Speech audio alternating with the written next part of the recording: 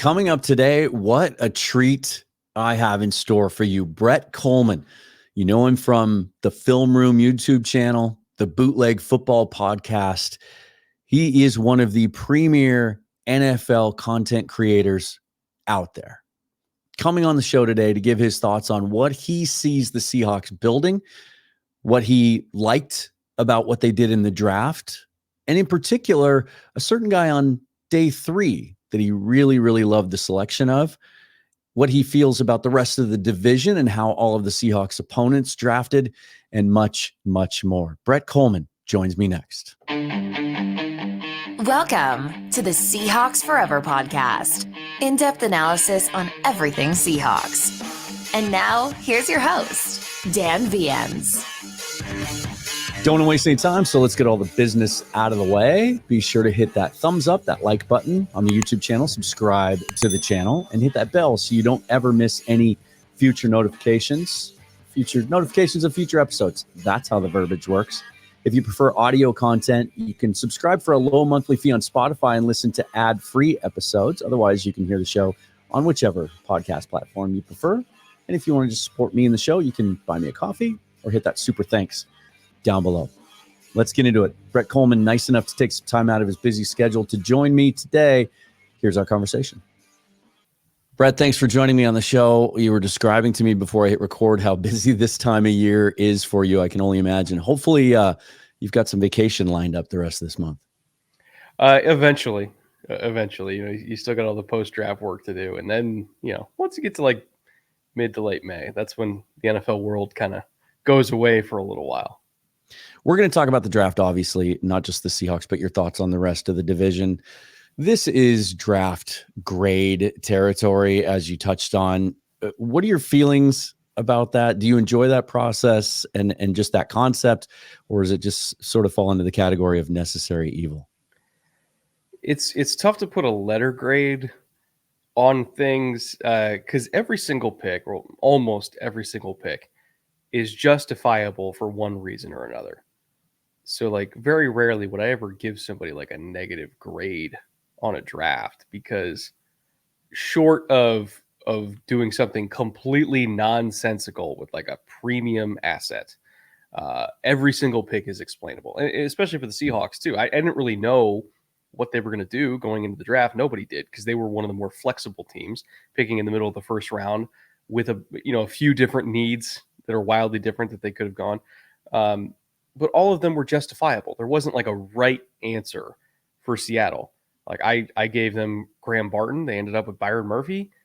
Yeah. Both picks would have made sense. Like you could have justified Troy Fautanu. You could have justified, Quinyon Mitchell. Like there's a bunch of different guys that you could have argued for. So I don't focus as much on grades, because I feel like it actively encourages people to not look at the process from the team's perspective. And instead it makes people look at the process from an outsider's perspective, using like consensus boards or rankings or something like that. When it's like, if you're really diving in and you're looking at what the team itself was trying to do, pretty much everything makes sense for all these clubs. It's interesting to hear you say that, because a lot of fans would disagree with you. The reaction that I see on Twitter to especially some of the day 3 picks the Seahawks had this year, and this happens every year at some point in the draft, is if they don't know the player, or they haven't previously decided they like the player or think that that's who they should select, then it's a bad pick. And I'm thinking about the Tyrese Knight pick. There were a lot of people that they look at the consensus big board and they see that he's projected to be a 5th or 6th round pick. The Seahawks take him in the 4th, so it's a bad pick. Heading into this, and you touched on it, and when you and I first touched base a few weeks ago, you said you were fascinated to see what they would do in the first round. And you even mentioned in your mock draft show, where you had them taking Graham Barton, that it might have been the most confusing of all the first round picks. Are you starting to see now, kind of 4 months into this thing, now that we have a little bit more data of how they're trying to build this under Mike Macdonald, are you starting to see sort of an identity come together and some clues of what type of team they're trying to build? It certainly does feel Ravens-ish, right? And I think with the Byron Murphy pick, Mike Macdonald was trying to find his Justin Madubuike. Yeah. Like that's what he was looking for. They've got like 9 edges at this point. Like, but they really need the interior guy. Like they really need somebody who is going to just slash through the middle of the offensive line and just mess stuff up, make quarterbacks have to step into the edges that they've invested so much in the last like 3 years straight. Before this one, I think they added an edge rusher of some kind, whether it's in the draft or free agency. Yeah. And so now they were trying to get the real difference maker, just like in Baltimore, Madubuike was the difference maker for a lot of those collection, the Island of Misfit Toys edges they had there in Baltimore last year, like Kyle Van Noy and Jadeveon Clowney. Yeah. It all worked because they had Madubuike. And I think that's what Mike Macdonald recognized is like interior pressure is what makes this thing go. And they were not going to leave the first 2 rounds without one. And they got arguably the best in this class. So it was a good pick for them. Completely understood the process at the time. And I don't know what the Seahawks fan reaction to it was, but I hope it was excitement.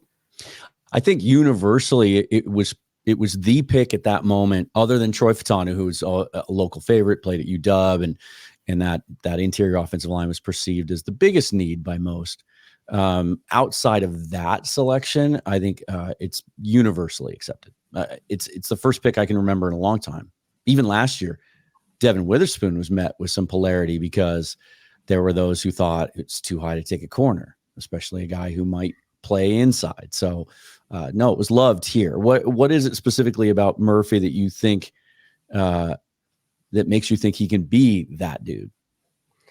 Explosiveness and lateral agility. The thing that made Madubuike work was the first step was so ferocious, right? He could cross the face of a guard instantly, and even if he's lined up as a loose 3, he can end up in the A gap instantly, and there's nothing the guard could do about it. So you better slide his way to have the center help out so that there's somebody who can kind of rebound him back into the guard, because if it's one-on-one, he's got a 2-way go, you're kind of screwed. And I think Byron Murphy has that similar kind of first step where there's the gap he's lined up in and the gap he ends up in, and he's explosive enough to completely change that picture on you post snap. So you better slide his way, which means you're giving everybody else one-on-ones. And knowing Mike Macdonald, if you're sliding one way the entire game, he's going to abuse the other side with like stunts and games and all that kind of stuff that are really hard to handle with even numbers. So I think Byron Murphy's a force multiplier in a scheme sense, and we're going to see the effect of that fairly quickly. And then, of course, the Seahawks didn't ignore the interior offensive line, even though they chose not to go that way early. And that was commonly perceived as the biggest need in this draft for good reason. They go Christian Haynes. They don't make any moves. There was a lot of thought going into day 2. They would do something to get up into that range that John Schneider just couldn't, live with himself watching 64 picks pass by. And yet they do, and they wait until 81, and Christian Haynes falls into their lap, a guy that was projected to go in the 50s by most boards. And then they go LeMaya later in the draft out of Utah, another guy that was projected by most to go a round or 2 earlier. And then shortly before the draft, they added Laken Tomlinson, who knows how much he has left in the tank. Do you feel like they did enough to address that spot? I do, because of how much I love the Haynes pick. And I said it the day that he was taken on Twitter. I thought Christian Haynes was one of the best value picks that any team made in the draft up to that point.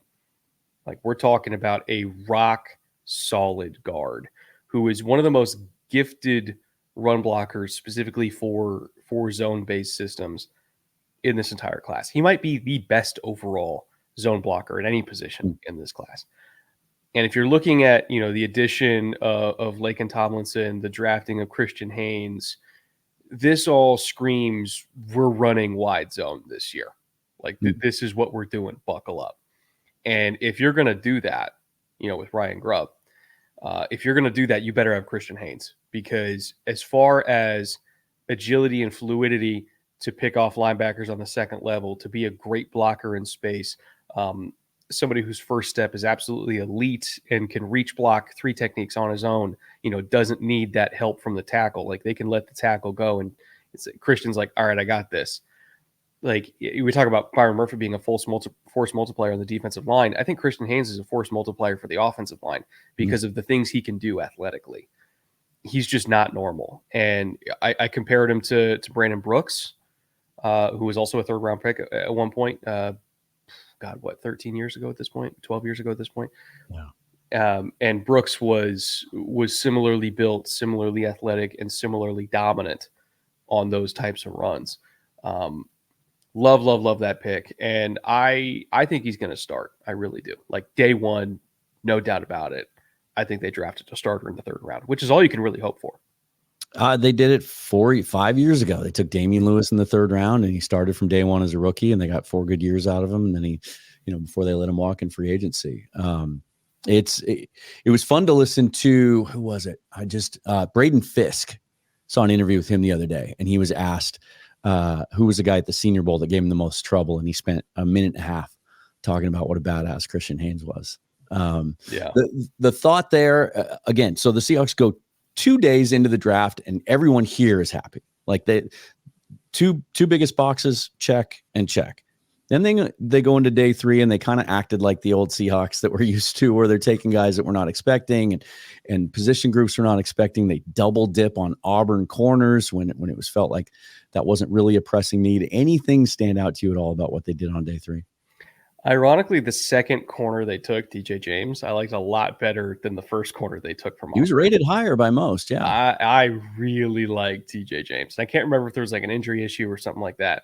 But the tape is really good, like really, really good. So as far as like dime corner goes, because like they're already pretty good at corner, like decently good at corner.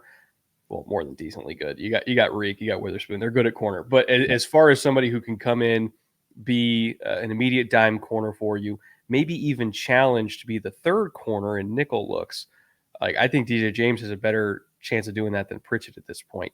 So in my head canon, I kind of just flip those picks around. But we know Mike Macdonald, he's going to live in nickel a lot. So you better have a bunch of good corners if you're going to do that. Because if somebody goes down, you need somebody else who can play.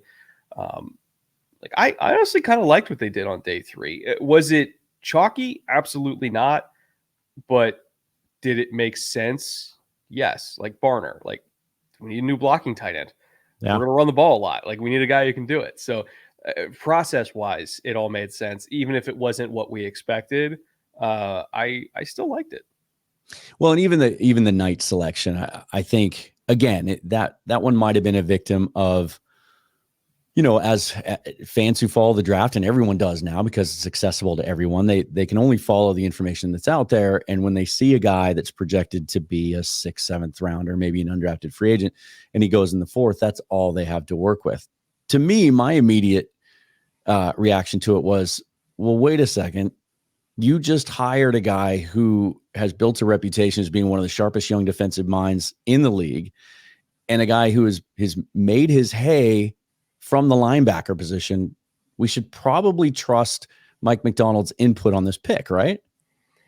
I think when he looked at Tyrese Knight, he saw somebody who he thinks can be his new like Tyus Bowser or Kyle Van Noy type. Like, does he play edge? Does he play off-ball linebacker? Yeah. Yes. What is he? All of it. They'll figure it out. But like, I think that's what he saw. He saw a ball of clay that he might be able to mold into that. I don't want to say like narrow role player because he does play a little bit of everything, but it's but he's not like committed to one position. He's a package player, but a good package player. And I think that's what Mike Macdonald saw. Is like, I've always had this kind of key component to my defense, somebody who is kind of like a versatile Sam linebacker type who we can either put on the ball or off the ball. We don't have that right now. Well, I think Nwosu could, but again, he's coming off injury, so we'll see. But other than that, he's like, I don't know if we have that on the roster, so let me just make sure I got it. Interesting. Yeah, especially given that he played outside linebacker his first 3 years, and then they just moved him to inside linebacker this last year. It reminds me a little bit of when they took Jordan Brooks. It was the same thing. They had just moved him to Mike after playing Will for 3 years, and so people weren't sure what to make of him. Mm-hmm. But the upside seems to be pretty clear there. I want to kind of get your thoughts on a couple other things as someone from that pays attention to the whole league, the outside looking in, one storyline of local interest here obviously is what happened to, or what was going to happen heading into the draft, Michael Penix Jr. And there was even quite a bit of mystery surrounding what would happen if he was on the board at 16. He goes 8 to Atlanta. There was some buzz right before the draft that might happen, but it wasn't until the name was announced that everybody, it kind of sank in. And there's been a lot of opinion out there on either side of the ledger. Where do you fall on what Atlanta did there, taking Penix when they had just signed Cousins? Oh man, there's so much to say. For me, the only reason I could really come up with, and it's a twofold reason of why you make that pick. Number one, the Kirk Cousins deal is effectively 2 years if you're looking at the guarantee structure. Mm-hmm. As in they can get out of it after 2025, and especially post June 1, 2025, they can get out of it without really having that bad of a cap hit. At least not by like modern quarterback dead money standards, right? Where it's like 80 million or whatever it was for Russ. Right. It's like not that bad after 2 years. And so if you're looking at Kirk, who I think at that time is going to be 37 or 38, they were already thinking about having a succession plan in place for 2027 anyway, or 2026 anyway. And I think they were originally planning on doing that next year. However, I think that they won't have a first round pick next year because of the tampering thing. Oh, okay. Yeah. There was buzz before the draft that the league was going to bump them from 8 to 32 and have that be the punishment. And then, of course, the league came out and said, we're not going to do anything this year. There's not enough time. We haven't decided yet. And they weren't going to like do it the day before the draft, right? And throw a huge wrench into everything. But I think Atlanta thinks they're not going to have a first next year. And for me, I think that kind of sped up their clock where they already liked Penix a lot. But I think their process was, okay, if we're not going to get one next year and we need one for 2026, we might as well bite the bullet and do it now because the depth in next year's quarterback class isn't super great. And we don't think we're going to get like the talented guy that's falling to the second round, like a Will Levis type with like, we don't think we're going to get that next year. So we kind of have to do it now, bite the bullet. And yes, Kirk is going to be pissed off, but if Kirk's only here for 2 years anyway, whereas Penix might be here for 10, we'll take the 8, right? So that was kind of the only reason I could come up with. And it doesn't feel great, but it's the only thing I could really think of to justify it. Yeah.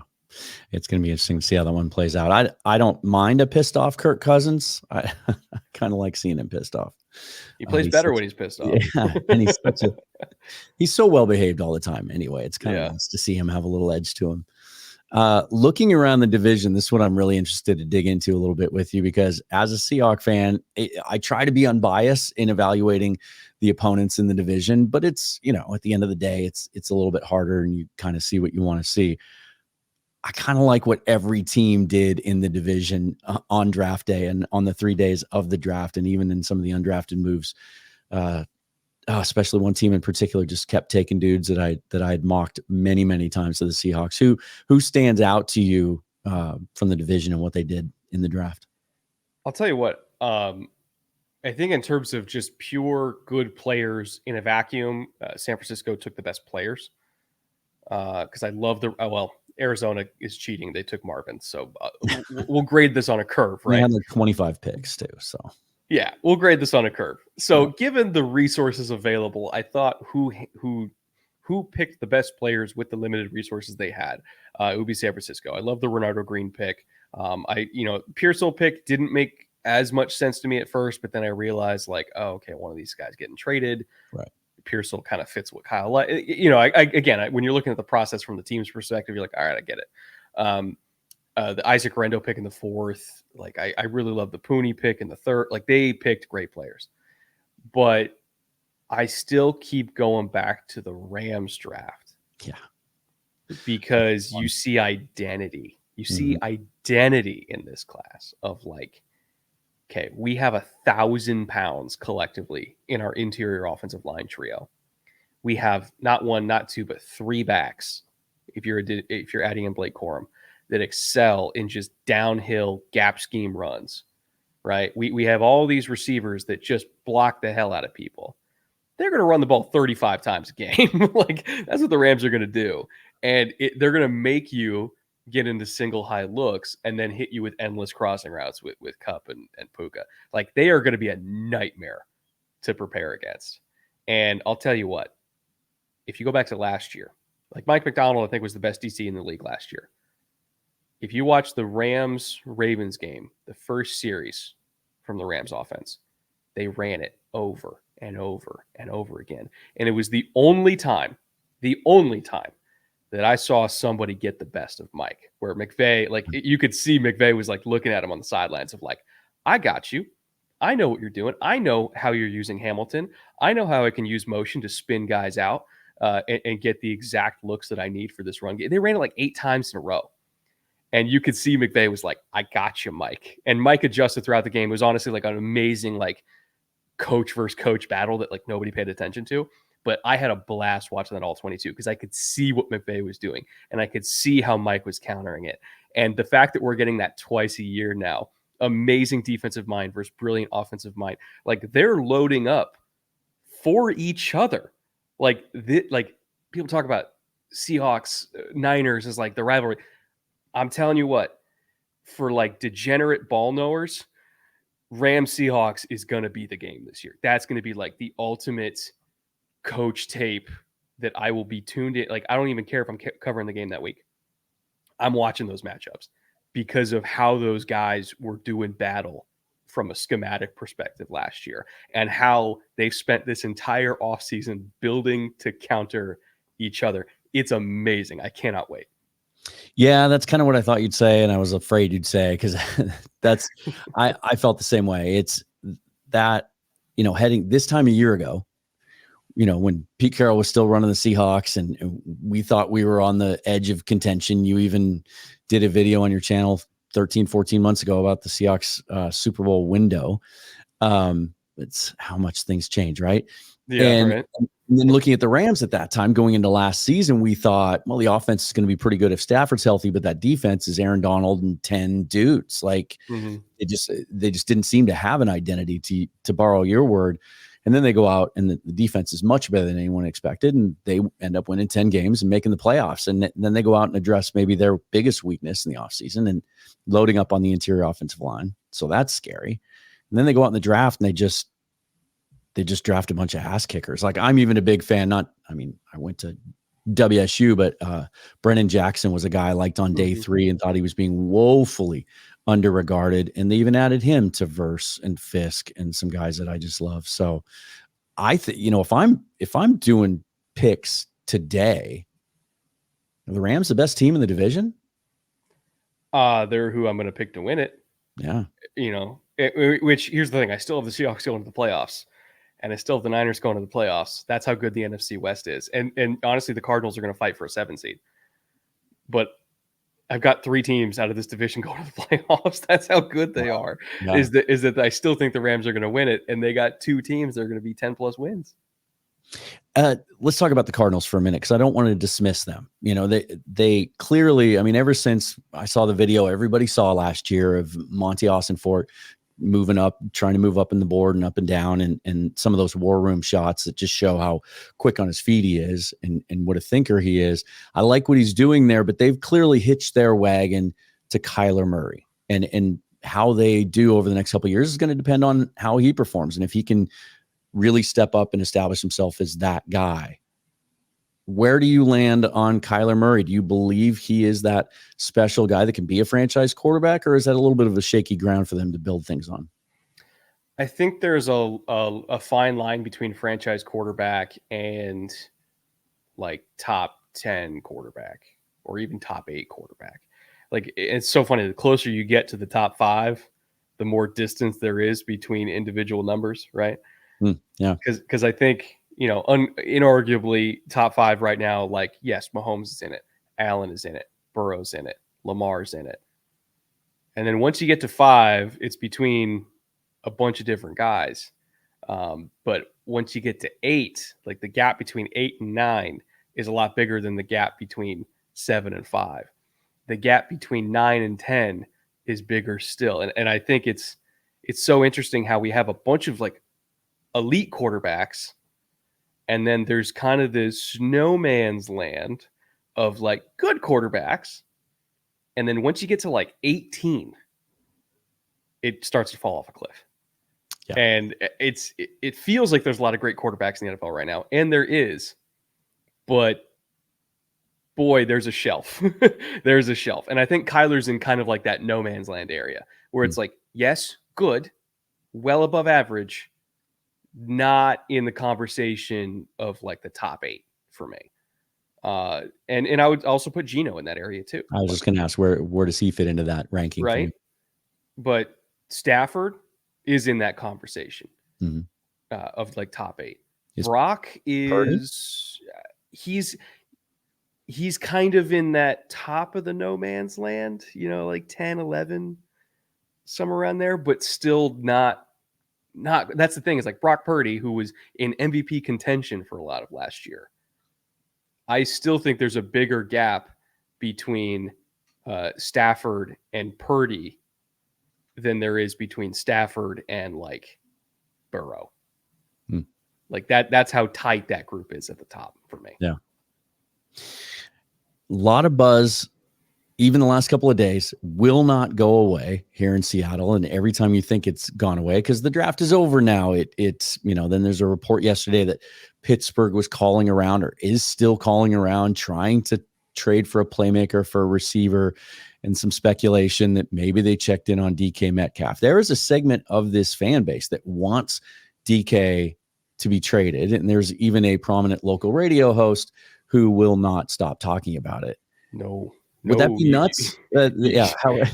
No, you don't want DK traded. Yeah.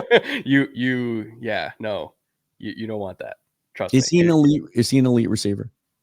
He's better than anything else they're going to get right now. And here's the thing. He plays his role. He is that big ass-kicking ex-receiver who 2 or 3 times a game you're going to take shots to, and he's going to either score or flip the field. And the NFL is won and lost on explosive plays. Lockett can still give you that as well, but he's, again, Father Time is undefeated. Right. And DK is going to be able to do that for longer. And I love JSN, but JSN's the guy you throw to on third down when you need to move the chains. DK's the guy you throw to on 2nd and 3 when we need to score. So, no, I'm not trading DK, because where are they going to get that right now? Yeah. Like, what else are they going to do to get that kind of field flipping explosiveness? They couldn't do it in the draft this year. So, like, what's the plan to replace DK Metcalf? And then let's say you do trade DK and you get like a future 1 or something like that. What happens if Tyler goes down? You're building your entire passing offense out of JSN. And I love JSN, but like, he can't do it by himself. I don't know. I feel like fans sometimes don't realize how good they have it until you look at like, the Panthers receiving core last year. Like, they would have gnawed off their own leg to have DK. Like, yeah. I don't know. Sometimes just understand that you got it good and live the high life, man. Music to my ears. It's what I've been trying to tell people, but I think they're going to listen to you. I just think if you have good players, don't go out of your way to get rid of good players. Yeah. And it's the hardest thing to get. The late, great John Clayton used to always refer to the NFL as a talent acquisition league. Mm-hmm. That usually, for the most part, the teams with the most talent win. And when you have a talent like DK Metcalf, I think it's a fantasy football mentality, though, right? We can all go on over the cap now. We can play with the calculator. We can build our dream roster. I have one guy in particular who's a loyal viewer and follower, and we interact on Twitter all the time. And he proposes things to me every day that are essentially piecing together an all-star team by trading for all the other team's best players. Oh, if only it was that easy. If only. I just think if you're getting an asset for DK Metcalf, what do you think the odds are that you're getting a player as good as DK Metcalf? I would say it's pretty low.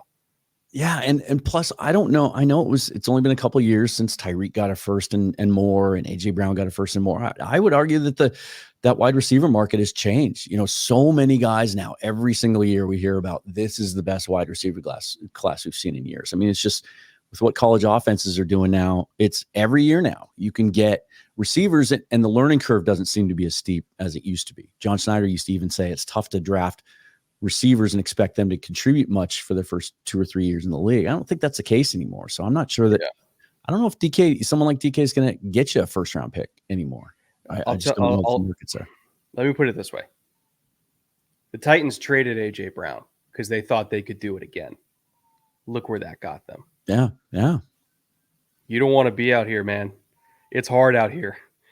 Just like enjoy having good players.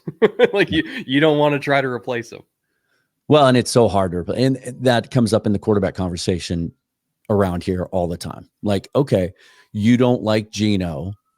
Who's better? And can you get him? And the answer is usually no. Like, unless, we'll just draft a guy. Yeah, because that always works out. And I mean, a lot of fans were thinking like, we'll be able to get Michael Penix. No, you couldn't. Right. Like, yeah. You got no other options. You got nothing. 6 quarterbacks went before you. Yeah. So I don't know. It's a hard league, man. It's a hard league. Yeah. You've got some cool things coming up on your content, the Brett Kollmann channel, the Film Room, and also the Bootleg Football Podcast. And you have mentioned a new program in the last couple of weeks. Has you really excited about the future of content creation? What do you got coming up? Yeah, so I'm working with the NFL now as part of their Access Pass program, which is basically their way of just establishing a line of communication with creators and giving them the resources and access they need to just make cool stuff. And so my particular relationship with the NFL, obviously I do like all 22 based content, and they have every scrap of NFL all 22 going back to 2002. And it's, recently digitized out of the vault, so it's available now. Yeah. And so I'm just putting in like wild requests for stuff of like, I want to do a video on, the 2010 to 2013 49ers linebacking core where they had like 4 all pros. I want to do a video on like 2006 Bob Sanders. I want to do a video comparing Marvin Jr., Marvin Sr., and they just keep sending me all this all 22. So it's been fun, kind of looking back at all this vintage stuff from literally decades ago now. Nice. And just kind of imagining all the content I can make about it over summer. I'll ask you this as a Seahawks fan, early to mid 2000s Seahawks topics. If you were going to have like your dream vintage Seahawks video, who would it be about? God, you know what? The first thing that popped into my head was, that the left side of the offensive line, Walter Jones, Steve Hutchinson, was one of the best combinations of all time. But then immediately followed by, I always thought Matt Hasselbeck was one of the most underrated quarterbacks in the league during that time. And he did some really, really cool stuff. And I think that gets forgotten. I'll tell you what, when I was going through some 2006 Colts tape, Walter was on it, obviously. It was him against Freeney. Oh, I was watching Walter Jones move, and I was like, there is nothing in the NFL that looks like that right now. Like, there's nothing. It's like Trent Williams, like prime Trent Williams is the only one. But I was looking at Walter move. I was like, this dude is in a 3-point stance on 3rd down, still getting to his landmarks, like with the most violent kick set I've ever seen. Like, there is nothing that looks like Walter Jones in the NFL. There's great tackle prospects all over the place. None of them are Walter. That dude was disgusting. So I think I will do a video on him. That'd be fun. There you go. That's Brett Kollmann. Thank you so much for coming on the show, man. I appreciate it. Thank you. I'd like to get your thoughts on what he said about the rest of the division and challenge you all to be as objective as possible and look at those lists of who the Cardinals, 49ers, Rams drafted. How do you feel about their classes? And I ask you this because I'm going to be diving into that over the next week or so on the channel. I've got creators lined up from all 3 opposing teams so that they can give us their view of how they think their team's drafted so that we can have a better understanding of what the Seahawks may be up against from those draft classes as well as we head into the season. A lot going on over the next month and 2 months Others may be slowing down because it's the quiet part of the offseason. Not I. I will keep pushing forward because of your support. So thank you for watching the channel. Be sure to subscribe and do all those things. Until next time, follow me on Twitter at Seahawks Forever. Forever and always, go Hawks.